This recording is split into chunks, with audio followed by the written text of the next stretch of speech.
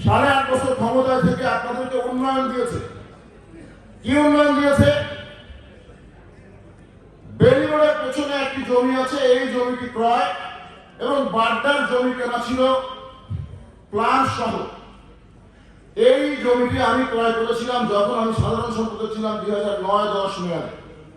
এই প্ল্যান সহ জমিটি ক্রয় করা থাকা অবস্থায় যদি তারা দায়িত্ব পালনকালে ওই জায়গাটিতে ওই প্ল্যানের বিল্ডিং এর কাজটি সম্পাদন করতেন, তাহলে 2014-15 সালের ভিতরে বিল্ডিং কমপ্লিট হলে আজকে 2024 সাল, এই 24 সালের ভিতরে মিনিমাম আরো 40 থেকে 50 কোটি টাকা ইনকাম হতো।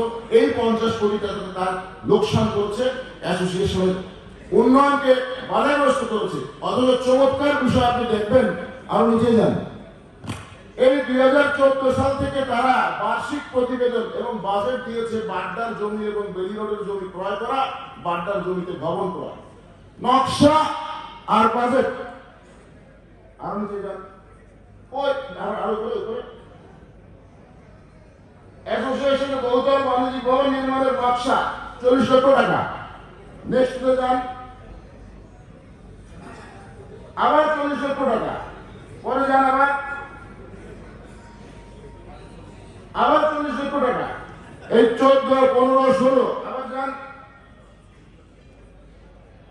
এইবার আসছে আবার 40 লক্ষ টাকা। আর বেলিবারের জমি ক্রয় করার জন্য 7.5 কোটি টাকা, আর ভবন তৈরি করার জন্য 27 কোটি 76 লাখ টাকা। এটা বোধহয় 20 সালে। 7 বছর শুধু নকশা আর বাজেট, এ হলো আপনাদের উন্নয়ন।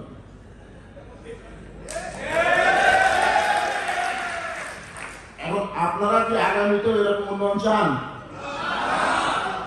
চাইলে আমার কোনো আপত্তি নেই। আমি প্রবাসী থেকেই এর বিরুদ্ধে আচরণ করে যাবো।